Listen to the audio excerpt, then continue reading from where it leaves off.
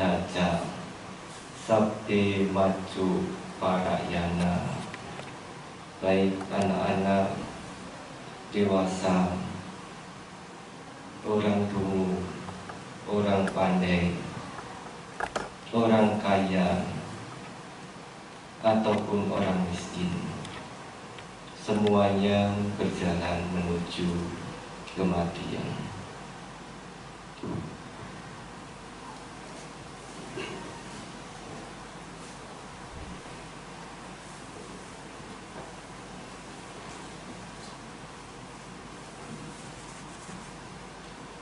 Kepada pengurus Wihara Dhamma Cakku Bogor yang saya hormati, Bapak, Ibu, upasaka, upasika sekalian yang saya hormati,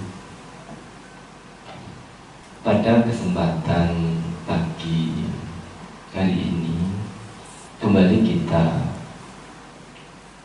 melakukan satu tindak wajib yang biasa dilakukan setiap hari Minggu ataupun hari-hari tertentu sesuai dengan kesepakatan bersama dari tiap daerah atau tiap wihara.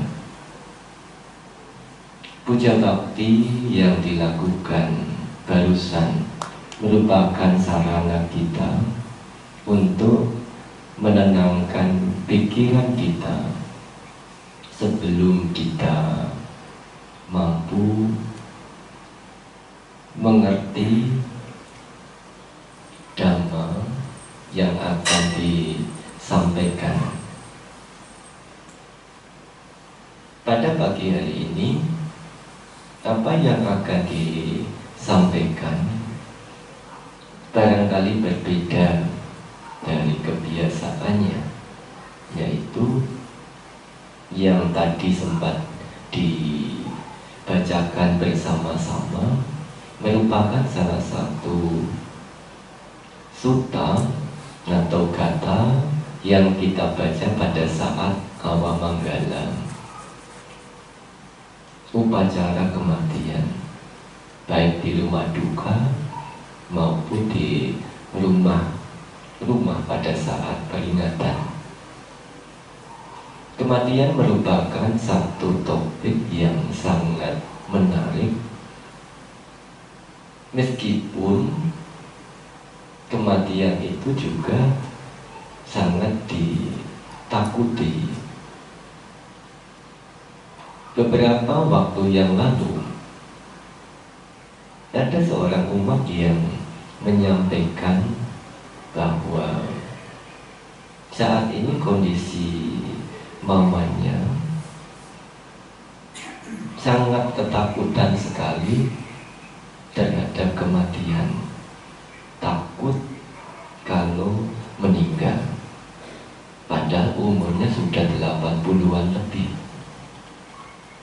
Umur 80 masih takut dengan kematian, apalagi yang masih muda. Ya. Yang masih muda apakah takut dengan kematian? Belum memikirkannya, karena merasa muda masih jauh berarti saya. Ya. Kematian tidak pernah memandang usia. Sebagaimana syair yang disampaikan tadi, Kaharati Yeca Uda Yibalaca Yibala Yeca Pandita Ada Cewa Dalidaca. Baik anak-anak ataupun orang dewasa,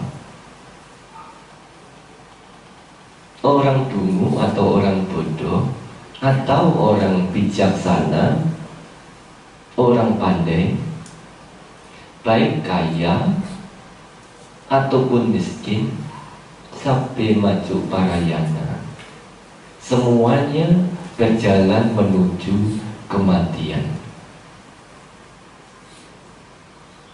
Kita mengetahui jelas bahwa kehidupan kita ketika kita lahir ini, perlahan-lahan kita selangkah demi selangkah, perjalanan kita itu menuju yang namanya maju. Tapi kenapa kita masih merasa takut dengan kematian? Kapan waktunya takut pada kematian itu? Saya yakin Bapak Ibu yang ada di sini tidak ada yang takut pada kematiannya. Pikirannya sedang happy. Tidak ada satupun yang takut. Karena apa? Tidak memikirkan kematian itu. Tapi coba kita pergi ke rumah sakit, tanya kepada mereka yang sakit, apalagi sakitnya itu parah, divonis 4 bulan lagi akan meninggal. Siap-siap kalender ya. 1 hari dicoret, 1 hari dicoret. Setiap saat, setiap hari pikirannya diliputi oleh kematian. Itu yang sudah divonis oleh dokter. Yang belum divonis oleh dokter, tadi yang saya angkat sebagai contoh, ada orang tua, ya, orang tuanya ini anak-anaknya sudah berkeluarga semua, sudah mapan semua, tapi dia tiap malam tidak bisa tidur, tidurnya hanya beberapa jam. Kemudian bicara apa yang dia ingin bicarakan, apa namanya, ngomong ngalor ngidul gitu. Dan menurut anaknya, mama saya ini takut sekali dengan kematian nanti. Saya sampaikan, bukan hanya mama yang takut, semua orang juga takut. Kapan waktunya takut itu? Pada saat kita masih sehat, kita tidak pernah memikirkan itu kematian. Tapi ketika kita menderita sakit yang dianggap parah sampai divonis, ya, belum divonis dokter saja, kalau kita merasa sudah sakit kita itu agak berat, agak parah, apa yang dipikirkan? Kalau saya meninggal bagaimana? Dan sebagainya. Ada kekhawatiran, ada kecemasan, ada ketakutan di situ. Nah, Sang Buddha mengajarkan atau memberitahu kepada Brahmana Jansoni tentang pertanyaannya bahwa apakah di dunia ini ada yang takut dengan kematian? Ada, Brahmana. Tipe model orang seperti apa yang takut dengan kematian? Yang pertama adalah mereka yang masih memiliki kelekatan, tanha, keinginan terhadap kama, indria, kesenangan-kesenangan indria, terhadap bentuk yang dilihat, terhadap suara yang didengar, terhadap bau yang dicium, terhadap rasa yang bersentuhan dengan lidah, dan termasuk terhadap kontak, yang kontak bentuk, yang kontak terhadap tubuh kita. Kita masih melekati kesenangan-kesenangan indria itu, sehingga orang yang masih memiliki kelekatan, tanha, kegandrungan yang sedemikian besar terhadap indria itu, terhadap kontak indria itu, maka ini menjadi satu penyebab orang itu takut menjelang kematian, atau belum menjelang kematian pun sudah merasa was-was, sudah merasa takut. Yang kedua adalah ketika seseorang itu masih melekat erat terhadap jasmani, melekat erat terhadap jasmani. Kelekatannya terhadap jasmani, meskipun tadi dikatakan sudah berumur, tetapi yang namanya jasmani ini sebagian orang masih melekatinya, bukan hanya ketika masih muda. Setelah tua pun belum bisa melepaskan jasmaninya itu. Nah, ini merupakan satu penyebab orang itu menjadi takut terhadap kematian tatkala sakit parah muncul. Yang ketiga, ketika seseorang masih memiliki keraguan-raguan tentang kebenaran Dhamma. Meskipun kita setiap hari Minggu datang ke wihara mendengarkan Dhamma, belajar Dhamma, apalagi di sini mendengarkan Dhammanya hari Minggu tidak hanya satu kali, ada Dhamma kelas, ada Dhamma sakaja. Nanti malam juga bisa melihat atau mengikuti puja bakti di tempat yang lain atau menonton YouTube. Kita tidak kurang dari mendengarkan Dhamma. Tapi yang dimaksud mengerti Dhamma bukan sekadar kita mendengar lewat telinga, tetapi kita memahami, mengerti Dhamma itu dengan yang sesungguhnya. Maka beberapa kasus pada saat Sang Buddha membabarkan Dhamma, dari sekian banyak orang yang mendengarkan Dhamma, di situ dikatakan satu orang yang mencapai mata Dhamma. Ya, contoh seperti ketika Sang Buddha membabarkan Dhamma kepada gadis 16 tahun, pertanyaan yang diajukan, dilontarkan oleh Sang Buddha kepada gadis 16 tahun itu, dari manakah Anda? Dan seterusnya.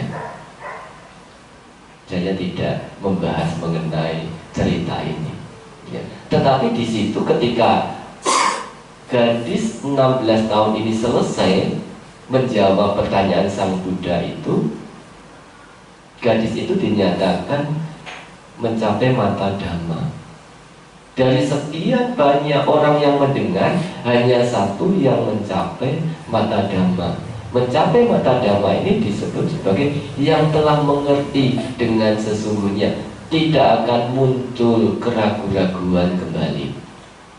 Dengan istilah lain, orang yang tidak ragu-ragu terhadap Dhamma lagi, yang sudah yakin sepenuhnya terhadap Dhamma, adalah mereka yang telah mencapai tingkat kesucian Sotapanna. Seorang suci Sotapanna sudah tidak takut terhadap kematian. Nah, kita, ya Bapak Ibu termasuk saya, mungkin juga sebagai salah satu orang yang masih takut dengan kematian.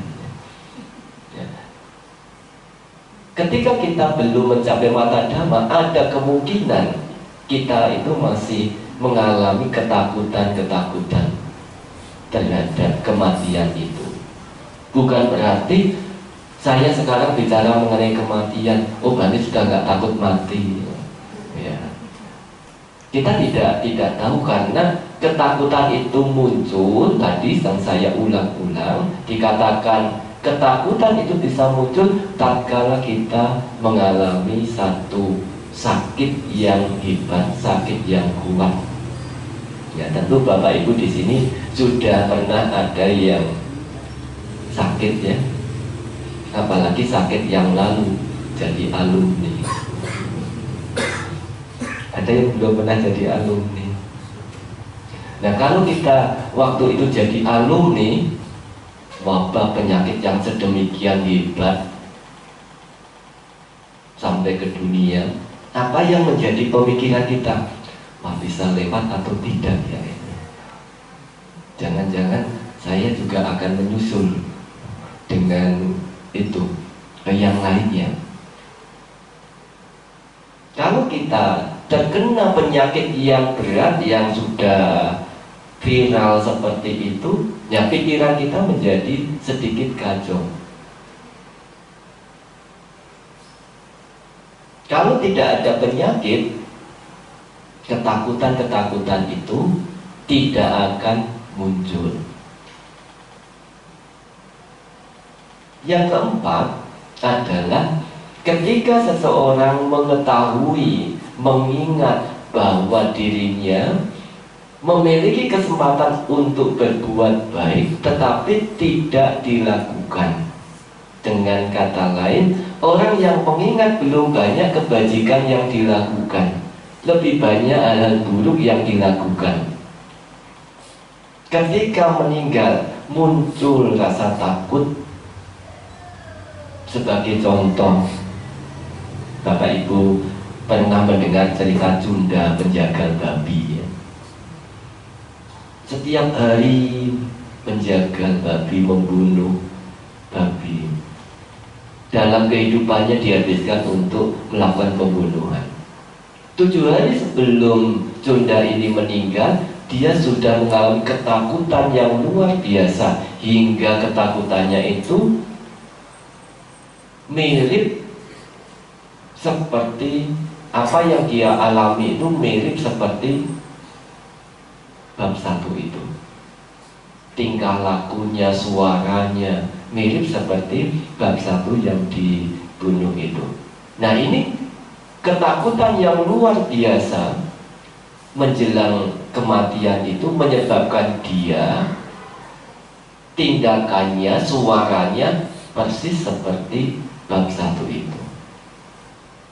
Karena perbuatan buruk yang dia lakukan menjelang dia meninggal, dia ingat bahwa saya belum banyak melakukan perbuatan baik, saya lebih banyak melakukan perbuatan buruk.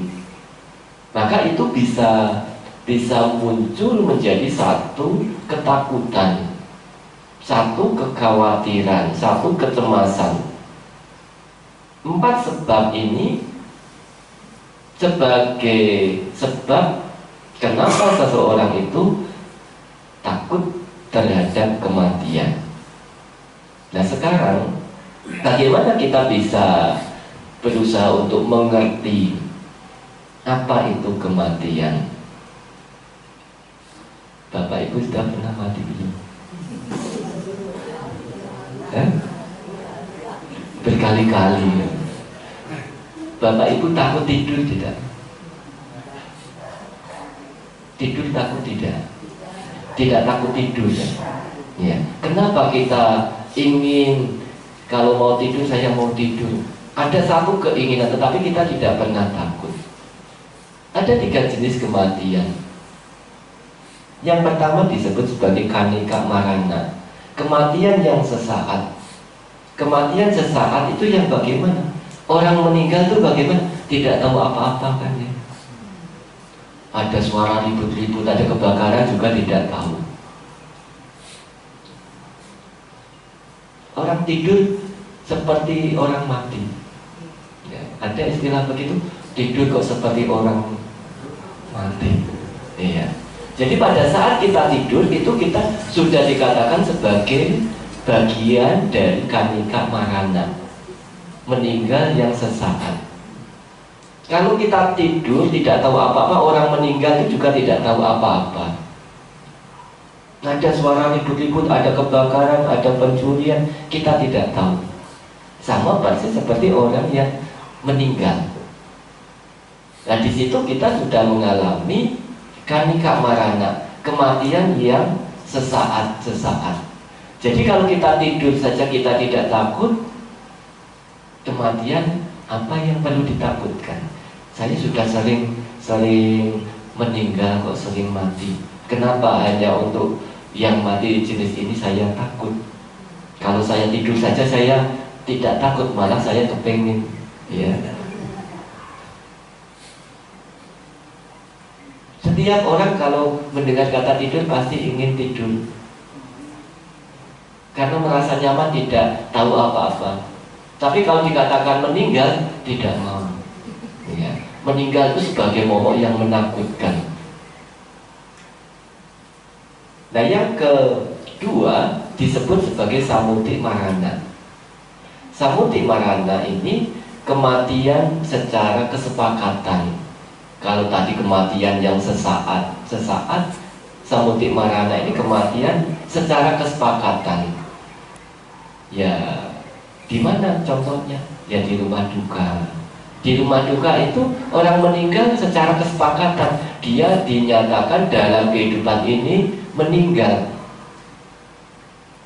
Itu secara kesepakatan umum. Tapi dia belum tentu meninggal secara sungguhan.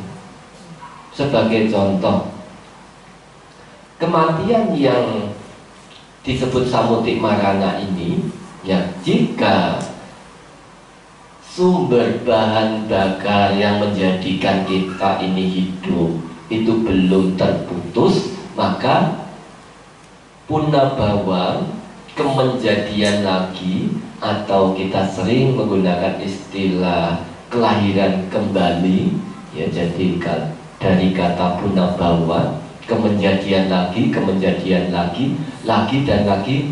Ketika masih ada sumbernya, ada bahan bakar, seperti mobil, kalau bensinnya masih ada, jalan tidak? Jalan. Kalau mobilnya bahan bakarnya habis, bensinnya habis, langsung berhenti karena bahan bakarnya habis. Kematian ini juga demikian, kehidupan ini juga demikian. Ketika bahan bakarnya itu masih ada, maka akan terus menyambung. Ya, kalau tadi adalah tidur jam 9, kemudian bangun jam 4 atau jam 5, kok kita tidak protes? Mestinya bangunnya jam 9 juga, ya. Tapi ini bangunnya jam 4, jam 5, kita tidak protes. Kehidupan kita saat ini, ketika kita meninggal, bukan sebagai meninggal yang sungguhan. Ketika masih ada bahan bakar. Kematian di sini kelahiran yang di alam selanjutnya. Sebagai contoh, dalam kehidupan Sang Buddha ada seorang bangsawan yang punya anak tunggal. Hartawan, ya, hartawan dengan bangsawan sama enggak? Beda, ya? Beda. Iya. Jadi hartawan ini orang yang kaya raya. Orang yang kaya raya. Orang yang kaya raya punya anak satu, mestinya anaknya ini dimanja. Tapi karena hartawan ini kikir, anaknya sakit, tidak dibawa ke dokter. Cara mengobatinya bagaimana? Dianya yang pergi ke dokter. Kalau dulu namanya tabib, kalau sekarang dokter. Tanya, dok, anak saya ini sakit ini, panas, flu misalnya, ini obatnya apa? Dokternya karena memang sudah baik, dikasih tahu obatnya ini, kalau sakit ini obatnya ini. Kemudian pergi ke apotik beli obat, anaknya disuruh minum, sembuh. Waktu yang lain anaknya sakit lagi, cara ini digunakan lagi. Yang ketiga, anaknya sakit lagi, tanya dokter, ini sudah beli obat, tidak sembuh. Pergi ke dokter yang lainnya lagi, beli obat, diminumkan, tidak sembuh. Hingga dia mengetahui, ya, karena dokternya ini sudah angkat tangan, dia mengetahui bahwa anaknya ini tidak lama lagi akan meninggal. Jangan sampai orang-orang tetangganya, teman-temannya mengetahui harta kekayaannya yang ada di dalam rumah. Diletakkanlah anaknya itu di halaman rumah. Sang Buddha yang mengetahui bahwa anak ini punya pube kata punyata, kebajikan, hasil kebajikan yang pernah dia lakukan pada masa yang lampau, punya pubeka tak punyata yang cukup, Sang Buddha pagi-pagi mendatangi. Anak ini sudah tidak bisa bicara. Sang Buddha mendatangi anak itu, berdiri di depannya, memancarkan sinar. Anak ini yang karena melihat ada sesuatu yang aneh, membuka matanya. Begitu membuka mata, dilihatlah ada Sang Buddha di situ. Tapi dia nggak bisa berkata-kata. Dia hanya mengucapkan Buddhang saranam gacchami. Saya berlindung kepada Buddha. Kemudian menutup mata dan meninggal. Setelah meninggal ini langsung muncul di alam dewa, menjadi Dewa Buddha. Jadi setelah meninggal di sini dia langsung muncul sebagai dewa, karena dewa itu kehidupan di alam dewa adalah spontan, tidak ada dari bayi, anak-anak, tidak seperti manusia. Begitu makhluk itu lahir menjadi dewa, dia langsung muncul spontan. Keesokan harinya waktu dikremasi, orang tuanya ini setiap pagi menangis di tempat kremasi itu, di hutan itu. Dewa ini yang masih memiliki daya ingat cukup mendatangi tempat itu, melihat orang tuanya, ingin membantu menyadarkan orang tuanya, tetapi tidak tahu bagaimana cara menyadarkannya. Dia menjelma menjadi atau merubah wujud menjadi seorang pemuda yang ikut-ikutan nangis di situ. Ya. Nah, ceritanya sampai di sini saya tidak melanjutkan lagi. Jadi, ya nanti untuk waktu yang lainnya.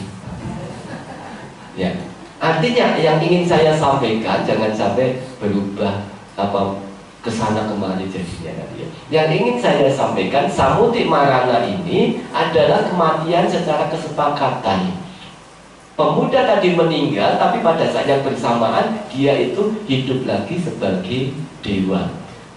Sama seperti kita tidur jam 9, bangun jam 4, jam 5. Tapi tidak ada keluarga kita yang menangis. Ya. Ada enggak? Tidak ada yang menangis. Kok nggak bangun-bangun? Nggak ada yang menangis. Tapi begitu tiba Samuti Marana ini, banyak keluarga kita yang menangis. Kenalan kita, saudara kita, semuanya bersedih. Padahal itu baru Samuti Marana. Seperti orang tua dari pemuda ini, Mata Kundali tadi. Dia meninggal, tapi pada saat yang bersamaan dia juga lahir di alam dewa. Jadi baru Samuti Marana kematian secara umum, secara kesepakatan. Sama seperti kesepakatannya orang yang tidak bergerak tapi napasnya masih ada, itu namanya tidur. Ya. Badan tidak bergerak, napasnya tidak ada, namanya meninggal. Hanya kesepakatan. Yang ketiga dikatakan sebagai Samuceda Marana. Samuceda Marana ini kematian yang sesungguhnya yang dialami oleh para arahat. Ya, para arahat, beliau dikatakan mengalami Samuceda Marana ini karena sudah bisa memotong penyebab sumber dari kehidupan itu. Apa yang menyebabkan seseorang atau makhluk itu menjadi sudah dapat dipotong, sehingga dikatakan tidak ada kelahiran lagi. Sebagaimana yang disampaikan oleh Pangeran Siddhartha pada saat awal beliau itu lahir. Beliau salah satunya mengatakan, sayalah yang tertua di dunia ini, sayalah yang utama di dunia ini. Ini adalah kelahiranku yang terakhir. Tidak akan ada kelahiran lagi bagiku.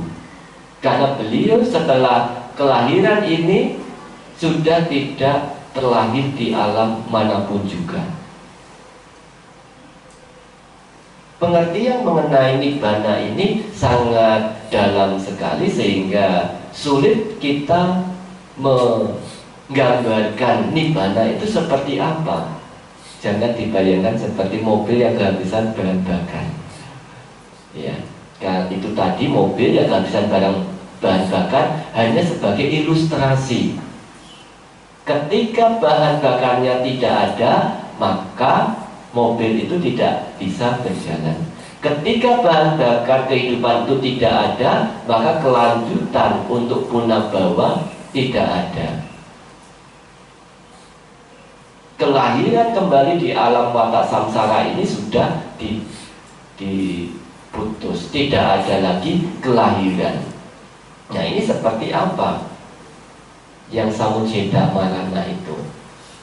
Kalau di Jawa ada istilah golei tapae kuntolayang.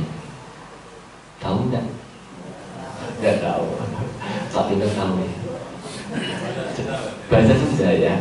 Iya, bahasa Sundanya apa ya?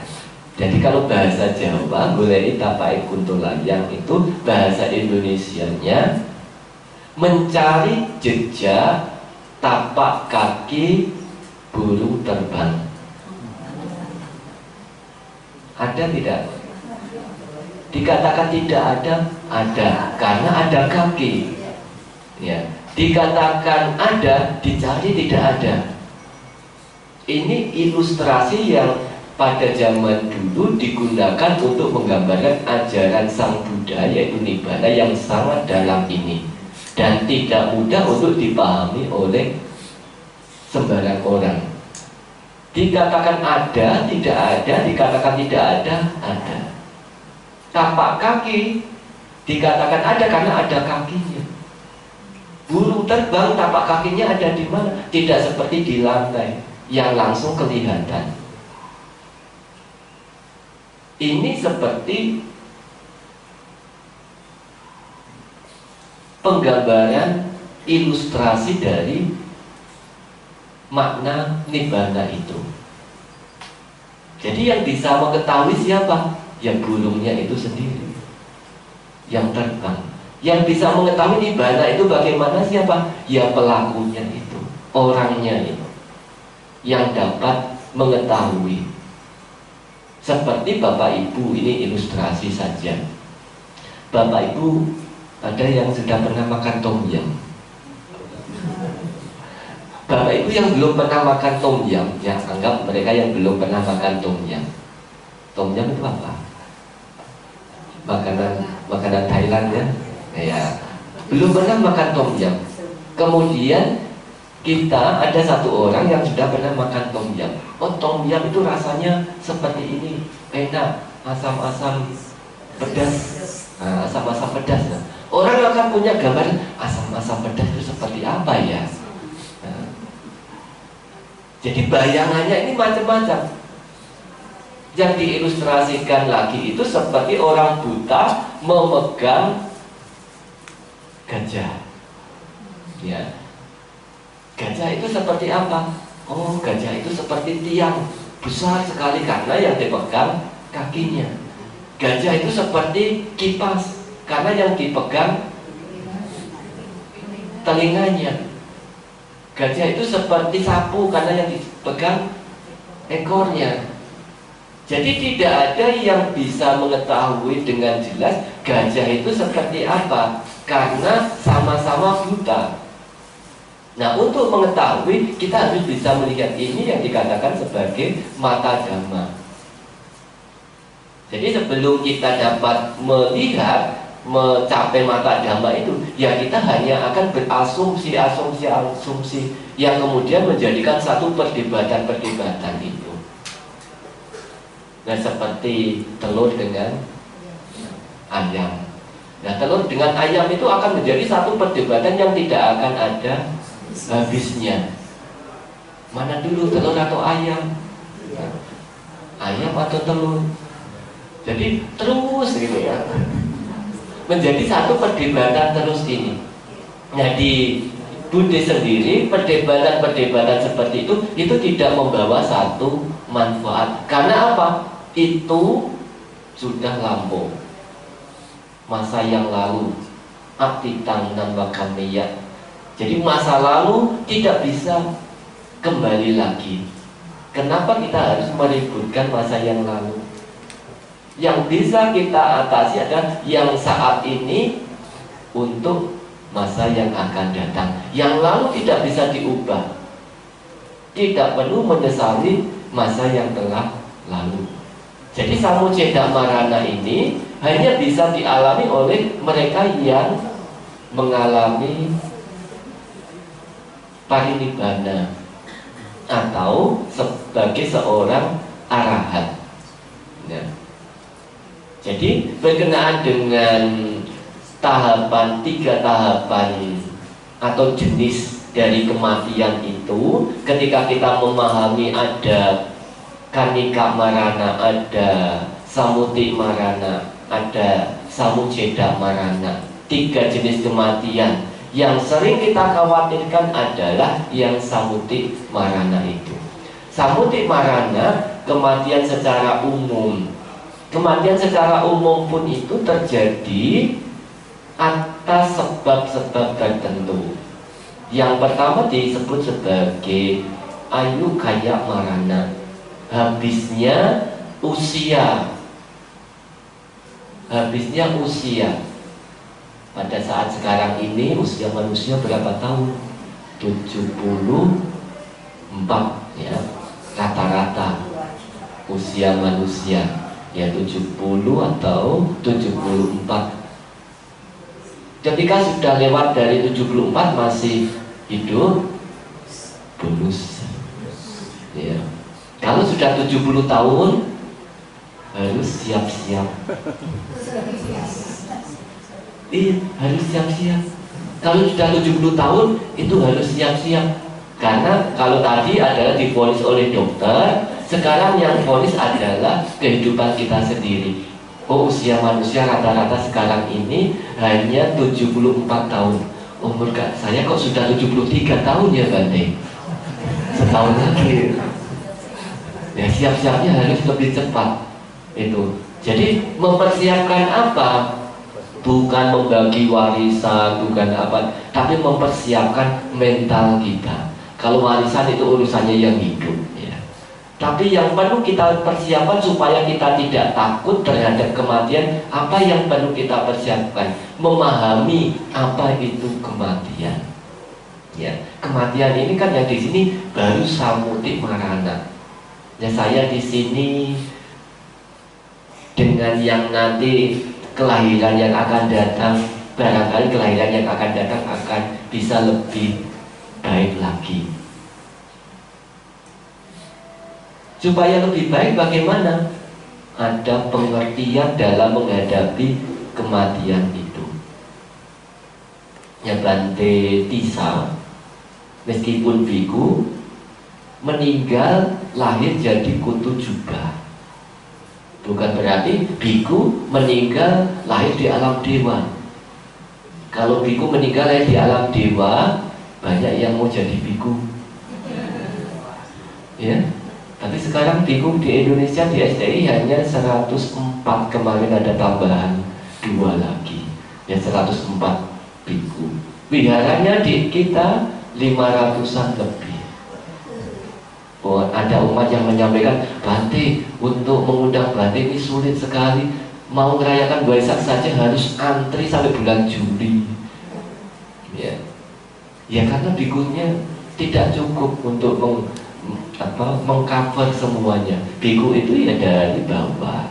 Ya kalau bikunya umatnya ingin supaya bikunya banyak, ya yang punya anak laki-laki disetorkan satu-satu. Nah supaya bisa memenuhi kebutuhan itu. Ya jadi Bante Tisa ini pada saat meninggal melekat terhadap jubah baru yang dia baru saja terima. Senang dengan jubah barunya. Meninggal lahir jadi kutu jubah.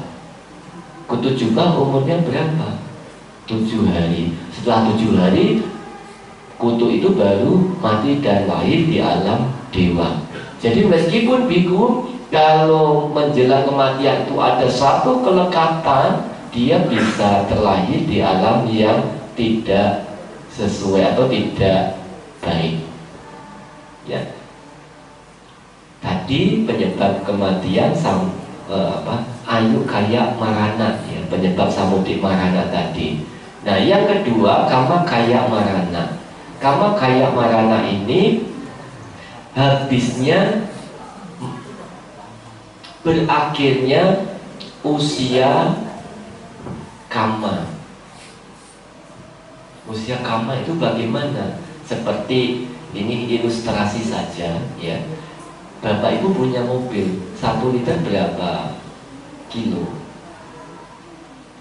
13 kilo. Ya, rata-rata 13. Nggak pernah ada yang mau ngecek ya. 13 kilo ya Pak ya. Iya. Jadi kalau mobil itu diisi 1 liter, ya dia setelah 13 kilo dia akan berhenti. Kalau diisi 2 liter ya panjang lagi, diisi 3 liter ya panjang lagi. Jadi kama kaya marana ini habisnya usia kama pada saat sekarang ini. Kita lahir di sini, ini memiliki karmanya masing-masing. Bekal karma yang kita perbuat pada masa lalu mengkondisikan kita lahir di sini, sehingga ada orang yang usianya pendek, ada orang yang usianya panjang.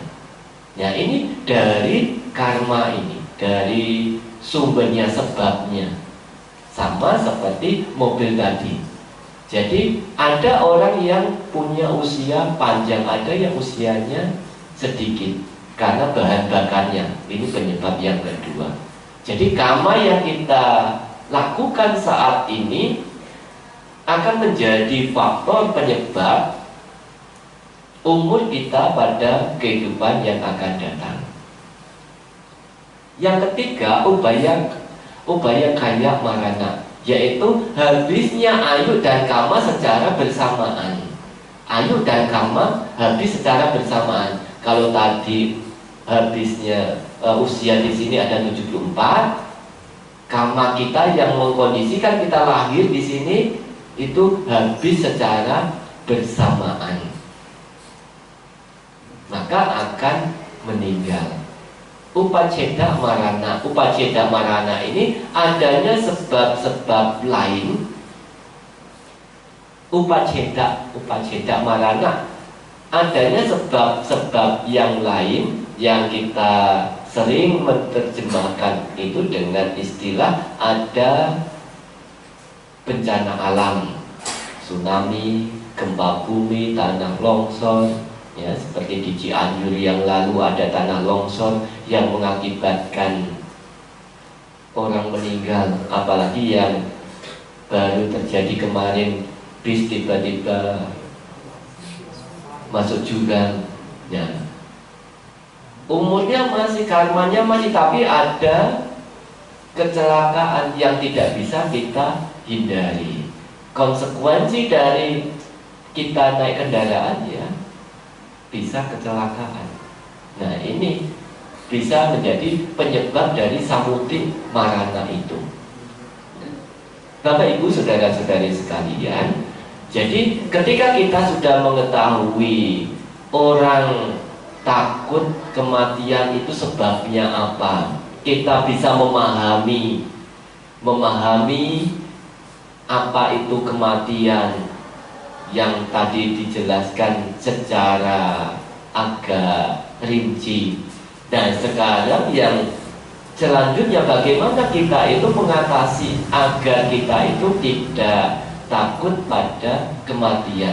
Karena kematian ini bisa terjadi terhadap anak-anak, orang dewasa, orang dungu, orang pandai, bijaksana, orang kaya, ataupun orang miskin. Semuanya bisa terjadi. Tidak ada kematian itu yang pilih kasih. Saya hanya mau mengambil yang ini, yang itu, tidak bisa. Nah, guru agung kita mengajarkan sebabnya dari mana, penyelesaiannya itu juga dari situ. Sebab orang takut terhadap kematian tadi karena ada kelekatan terhadap kesenangan indria kama. Maka cara mengatasinya ya bagaimana kita senang tapi tidak sampai terlalu melekati kesenangan indria itu terhadap tubuh, kelekatan terhadap tubuh. Kita perlu menjaga tubuh kita dengan baik, tapi tidak sampai terlalu melekatinya secara berlebihan. Mengingat bahwa kita belum melakukan perbuatan baik atau kita sudah banyak melakukan perbuatan buruk.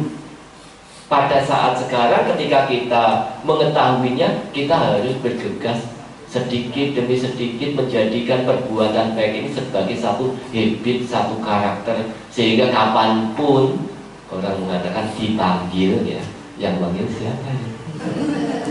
Ya kapanpun kematian itu datang, kita tidak akan takut karena kita sudah punya bekalnya.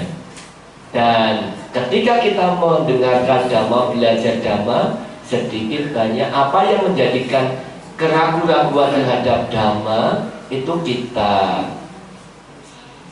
atasi dengan sering. Keraguan-keraguan itu bisa diatasi dengan sering mengulang. Kadang-kadang saya sendiri ketika saya baru mendengar, satu kali mendengar itu apa ya maksudnya, satu kali, dua kali masih agak belum mengerti, tiga kali, empat kali, oh maksudnya demikian. Jadi ada orang yang baru mendengar sekali bisa mengerti, ada orang yang harus berkali-kali mendengar baru mengerti. Diibaratkan seperti teratai. Teratai begitu matahari muncul langsung mekar. Tapi ada teratai yang beberapa hari baru bisa mekar. Ada teratai yang jauh lebih ke dalam lagi. Tapi ada juga teratai yang tidak bisa muncul-muncul ke permukaan karena dimakan ikan atau kura-kura di dasar laut. Nah kita sebagai termasuk yang mana ini? Dan nanti kita evaluasi sendiri ya. Tapi jangan sampai seperti yang paling bawah. Dan sekarang kita bisa mengatasi keraguan-keraguan kita itu dengan sering mendengar. Kalau yang dikatakan, yang disampaikan kok sama seperti itu, meskipun sama, apakah kita sudah betul-betul mengerti? Kalau belum mengerti, kita harus berusaha untuk mendengarkan lebih dan lebih agar muncul pengertian yang benar, bebas dari keraguan-keraguan itu. Nah ini cara untuk mengatasi ketakutan terhadap kematian itu. Nah saya kira cukup sekian apa yang saya sampaikan pada kesempatan pagi hari ini. Semoga apa yang saya sampaikan dapat bermanfaat. Sabdi Sata Bhavantu Sukhitata. Semoga semua makhluk hidup berbahagia. Satu.